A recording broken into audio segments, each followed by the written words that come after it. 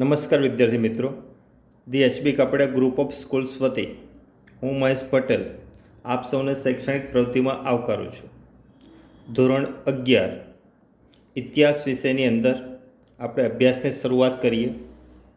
આજે ઇતિહાસની અંદર પ્રથમ પ્રકરણ ભારતમાં ઇતિહાસ જાણવાના સાધનો, એટલે કે પ્રાચીન ભારતની અંદર ઇતિહાસ જાણવાના જે સાધનો છે એ સાધનોને આધારે ઇતિહાસ કેવી રીતે લખી શકાય, ઇતિહાસની વિગતો કઈ રીતે પ્રાપ્ત કરી શકાય, એ અંતર્ગત આપણે આ પ્રથમ પ્રકરણની અંદર અભ્યાસ કરવાનો છે.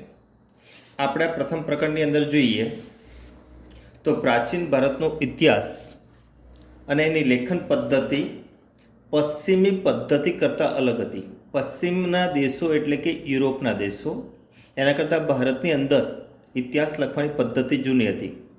આપણને જોવા મળે છે કે ભારતમાં સતયુગ, ત્રેતાયુગ, દ્વાપરયુગ, કળિયુગના માધ્યમથી પુરાણોમાં ઇતિહાસ લેખન થયેલું જોવા મળે છે અને એ આધારિત આ યુગના નામ પણ આપવામાં આવેલા છે.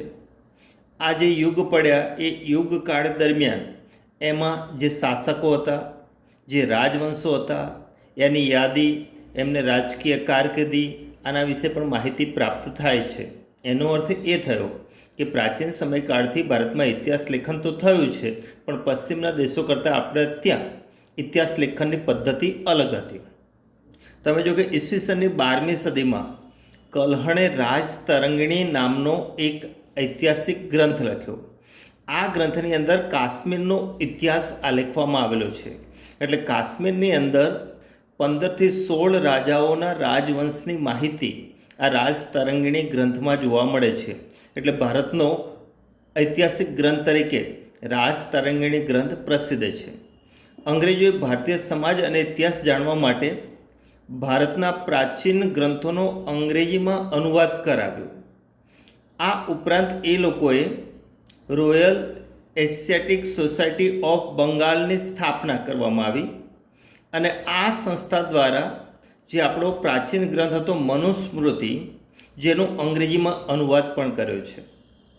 એ જ રીતે ઈસવીસન 1837માં અંગ્રેજ વિદ્વાન જેમ્સ પ્રિન્સેપ્સે અશોકના શિલાલેખોની લિપિ ઉકેલી અને એના આધારે ભારતના ઇતિહાસની માહિતી પણ પ્રાપ્ત થાય છે. એ જ રીતે અંગ્રેજી વિદ્વાન વિન્સ્ટન આર્થર સ્મિથે યરલી હિસ્ટોરી ઓફ ઇન્ડિયા લખ્યું, જે પ્રાચીન ભારતનો લગતો સૌ પ્રથમ આધારભૂત ગ્રંથ માનવામાં આવે છે કે જેમાં ઇતિહાસ વિશે ઘણી બધી માહિતી આપણને પ્રાપ્ત થાય છે.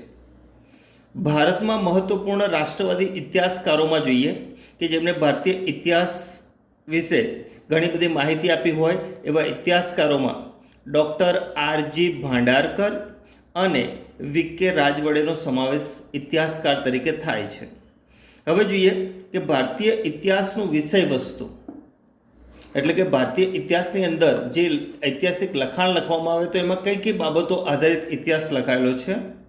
તો પાષાણ યુગથી લઈને, પાષાણ યુગ એટલે કે જે સમયકાળનો માનવ હથિયાર કે સાધન તરીકે પથ્થરનો ઉપયોગ કરતો એ યુગને કહેવાય પાષાણ યુગ. તો પાષાણ યુગથી લઈને 20મી સદી સુધીના ભારતની તારીખવાર માહિતી અને તેની સાથે સંકળાયેલી કાર્યકારણ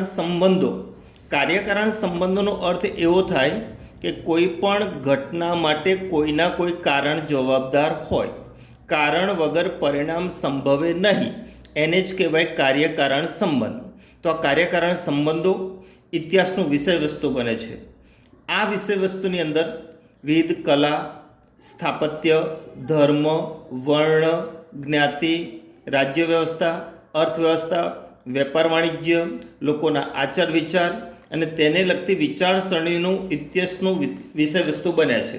એટલે કે આ બધી બાબતો ઉપર ઇતિહાસ લખાયેલો જોવા મળે છે. હવે આ ઇતિહાસની અંદર જાણવા માટેના કે ઇતિહાસ સમજવા માટેના જે સાધનો છે એ સાધનોને ઇતિહાસકારો 2 ભાગોમાં વહેંચે છે. એટલે કે ઇતિહાસ જાણવાના સાધનોને ઇતિહાસકારો મુખ્યત્વે 2 ભાગોમાં વહેંચે છે. અલેખિત સાધનો અને લેખિત સાધનો. એટલે કે ઘણી બધી એવી સાધન સામગ્રી છે કે જે લખાણ સ્વરૂપે નથી અને આપણને ઇતિહાસ જાણવામાં મદદરૂપ થાય, એટલે લખાણ વગરની સાધન સામગ્રી આપણા માટે અલેખિત સાધનો કહી શકાય. જ્યારે જે લખાણ સ્વરૂપના સાધનો છે, જેમ કે ગ્રંથો, સિક્કા, તો એ લેખિત સાધનો તરીકે ઓળખી શકાય કે જેને આધારે જે તે સમયકાળનો ઇતિહાસ આપણે જાણી શકીએ. તો અહીંયા વિદ્યાર્થી મિત્રો હવે ઇમ્પોર્ટન્ટ 2 પ્રશ્નો આપણા માટે બનશે: ઇતિહાસ જાણવાના લેખિત સાધનો અને ઇતિહાસ જાણવાના અલેખિત સાધનો. તો પહેલો પ્રશ્ન આપણો અહીંયા એ બનશે, ઇતિહાસ જાણવાના અલેખિત સાધનો. એટલે પહેલો ઇમ્પોર્ટન્ટ પ્રશ્ન છે, 3 ગુણમાં કે 5 ગુણમાં પૂછાય એવો ઇમ્પોર્ટન્ટ પ્રશ્ન. એટલે દરેક વિદ્યાર્થીઓએ આ પ્રશ્ન મોઢે કરીને લખવાનો રહેશે. હવે ઇતિહાસ જાણવાના અલેખિત સાધનોમાં જોઈએ તો જે પ્રાચીન પથ્થરો હોય, વિવિધ ધાતુઓ, માટીના વાસણો, મુદ્રાઓ, હાડપિંજર, નૃવંશશાસ્ત્રીય સાધનો વગેરેનો અલેખિત સાધનોમાં ઉપયોગ થાય કે અલેખિત સાધનો કહેવામાં આવે છે.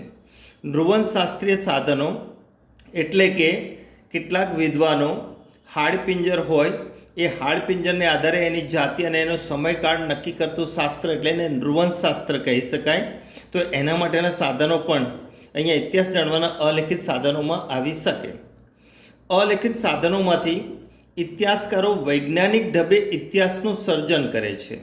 એટલે કે એની ઇતિહાસ જાણવાની ચોક્કસ વૈજ્ઞાનિક પદ્ધતિ હોય, એ પદ્ધતિને આધારે એનો ઇતિહાસ નક્કી કરવામાં આવતો હોય છે. ભારતનો ઇતિહાસ મોટાભાગે આવા અલેખિત સાધનો દ્વારા તૈયાર થયેલો જોવા મળે છે. કારણ કે પૌરાણિક સમયકાળની અંદર હડપ્પા સંસ્કૃતિ અને પૂર્વે માનવ જીવન કેવું હતું એના વિશે આ અલેખિત સાધનો અને એને આધારે તારવેલો ઇતિહાસ મહત્ત્વપૂર્ણ પુરવાર થાય છે. પુરાતત્વ શાસ્ત્રીઓ કે જે પ્રાચીન સ્થળોને શોધી કાઢવા પછી એનું ઉત્ખનન એટલે કે ખોદકામ કરે છે અને ખોદકામ દરમિયાન મળેલા અવશેષોને આધારે તેઓ આ સ્થળનો સમય અને વીતેલા યુગના મનુષ્યના જીવન અંગે ધારણાઓ કરી વૈજ્ઞાનિક ઢબે તેનો ઇતિહાસ સ્પષ્ટ કરે છે.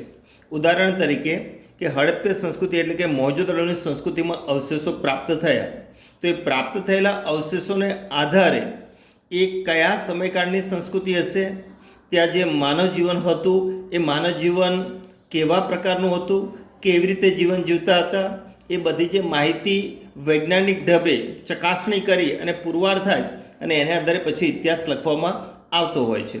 તો આ રીતે અલિખિત સાધન તરીકે ઘણા બધા આવા પથ્થરો, ધાતુઓ એ બધાનો ઉપયોગ કરી અને વૈજ્ઞાનિક ઢબે ઇતિહાસકારો ઇતિહાસનું નિરૂપણ કરતા હોય છે. હવે જોઈએ આગળ. ભારતમાં પુરાતત્વ શાસ્ત્રીઓએ 14 લાખ વર્ષ પહેલાંના માનવના પુરાવાથી લઈને, એટલે કે આજથી 14 લાખ વર્ષ પહેલાં જે માનવ હતો એ કેવું જીવન જીવતો એના પુરાવા લીધા. એ પછી હડપ્પા સમય સુધીના એક મોટા ભાગના ગાળાનો ઇતિહાસ આલેખે છે અને આ સમયગાળાનો ઇતિહાસનો મોટો આધાર અલિખિત સાધનો જ મહત્ત્વના છે. અને એ સાધનોને આધારે એ લોકો એના ભાગ પાડ્યા કે જેમાં પુરાતન પાષાણ યુગ, મધ્ય પાષાણ યુગ, નવ પાષાણ યુગ, તામ્રયુગ, કાંસ્યયુગ, લોહ યુગ. તો આ રીતે ઇતિહાસકારો અલિખિત સાધનોને આધારે આવા અલગ અલગ પુરાવાઓને આધારે એ લોકોને ઇતિહાસની અંદર વિભાજન કર્યું. પુરાતન પાષાણ યુગ એટલે કે એ સમયકાળનો માનવી માત્ર હથિયાર કે સાધન તરીકે પથ્થરનો ઉપયોગ કરતો. પથ્થરની અંદર ઉપયોગમાં થોડા ફેરફાર આવ્યા એટલે એને મધ્ય પાષાણ યુગ, અને વધારે ફેરફાર આવ્યા એટલે એને નવ પાષાણ યુગ તરીકે આપણે ઓળખી શકીએ. તો આ પ્રકારે વૈજ્ઞાનિક ઢબે ઇતિહાસકારો માનવ જીવનને આલેખતા હોય છે. આગળ જોઈએ કે ઉત્ખનન દરમિયાન મળી આવેલા અવશેષોનો સમય નક્કી કરવા માટે તેઓ કેટલીક વૈજ્ઞાનિક પદ્ધતિનો ઉપયોગ કરતા. આ વૈજ્ઞાનિક પદ્ધતિમાં એક મહત્ત્વપૂર્ણ પદ્ધતિ છે રેડિયો કાર્બન 14, જેને ટૂંકમાં કહેવાય છે C14 પદ્ધતિ. હવે આ પદ્ધતિ કઈ રીતે કામ કરે એને આપણે સમજવાનું છે. તો આ પદ્ધતિ પ્રમાણે કાર્બન 14 એ તમામ પ્રકારના સજીવોમાં રહેલું હોય છે. પછી પ્રાણીઓ હોય, પક્ષીઓ હોય, વનસ્પતિ હોય કે માનવ હોય, દરેકની અંદર કાર્બન 14 તત્વ રહેલું હોય છે. સજીવના મૃત્યુ બાદ કાર્બન 14 એ સજીવમાંથી ધીમે ધીમે એ વાતાવરણમાં ભળવા લાગે છે. એટલે કે એ શરીરની અંદર કે સજીવની અંદર કાર્બન 14નું પ્રમાણ ધીમે ધીમે ઘટે અને કાર્બન 14 વાતાવરણમાં ભળવા લાગે છે. અને વાતાવરણમાં એ કાર્બન 14 કેટલી હદે ભળી ચૂક્યો છે એને આધારે એનો સમયકાળ નક્કી કરી શકાય. અને તેના પરથી કોઈ પણ સજીવની ઉંમર પણ નક્કી કરવામાં આવે છે, સમયકાળ પણ નક્કી કરવામાં આવે. જેમ કે મિશ્ર સંસ્કૃતિની અંદર જે પિરામિડો છે એ પિરામિડોમાં દફનાવેલા જે સબ છે, તો એ સબનું જે હાડપિંજર છે એ હાડપિંજર કે સબમાંથી કાર્બન તત્વ વાતાવરણમાં કેટલી હદે પડ્યું અને કાર્બન તત્વ ભળવાનો સમયગાળો પણ નક્કી હોય અને સમયગાળા પ્રમાણે કહી શકાય કે આટલા વર્ષ પહેલાં આ સબ જમીનમાં દફનાવેલું હતું. તો આ રીતે એનો સમયકાળ નક્કી કરી શકાય. અને એના માટેની પદ્ધતિ એટલે રેડિયો કાર્બન 14 C14. 2 ગુણના પ્રશ્નોમાં પણ આ વિદ્યાર્થી મિત્રો પ્રશ્ન પૂછાય કે C14 એટલે કે કાર્બન 14 પદ્ધતિ એ શું છે, તો એના વિશે તમારે માહિતી લખવી પડે. એ રીતે માનો કે વનસ્પતિ છે, તો વનસ્પતિના અવશેષો અને તેની સાથે પરાગ વિશ્લેષણની પદ્ધતિનો ઉપયોગ કરી એની પણ ઉંમર નક્કી કરવામાં આવે છે કે આ વનસ્પતિ કેટલા વર્ષ પહેલાંની હશે, કે કોઈ લાકડું હોય તો કેટલા વર્ષ પહેલાંનું હશે. એ જ રીતે ભૂસ્તરશાસ્ત્રીય અભ્યાસથી ખડકો અને ખાણોમાંથી કેટલા જૂના સમયના ધાતુઓ મળી આવી હશે તે પણ નક્કી થઈ શકે છે. એટલે ખડકો અને ખાણોમાંથી કેટલા જૂના સમયની ધાતુઓ મળી આવી છે, એટલે કે ધાતુઓનો સમયકાળ પણ આ રીતે નક્કી કરી શકાતો હોય છે. તો આ રીતે અલિખિત સાધનો અને આ સાધનોને આધારે જે તે સમયકાળનો ઇતિહાસ, એ સમયકાળનું માનવ જીવન વિગતે આપણે અભ્યાસ કરી શકીએ અને એનો ઇતિહાસ તારવી શકીએ. તો ઇતિહાસ તારવવા માટે, ઇતિહાસ લખવા માટે આવા અલિખિત સાધનો મહત્ત્વના પુરવાર થાય છે. તમારા વિદ્યાર્થી મિત્રો અહીંયા ટૂંકનોંધ તરીકે ઇતિહાસ જાણવાના અલિખિત સાધનો ટૂંકનોંધ મોઢે કરીને લખવાની રહેશે અને ઇમ્પોર્ટન્ટ ટૂંકનોંધ છે. અસ્તુ.